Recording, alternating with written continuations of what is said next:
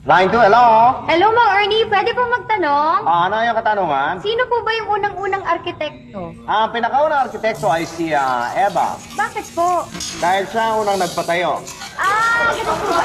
Pwede ko isa pa po? Pwede. Sige. Sino naman ho ang pinakaunang estudyante? Ang pinakaunang estudyante ay si Adan. Bakit po? Dahil siya ang kauna-unang pumasok. Line 2, hello? Hello, Mang Ernie. Pwede po magtanong? Ano yung katanungan? Sino po ba yung unang-unang arkitekto? Ang pinakaunang arkitekto ay si Eva. Bakit po?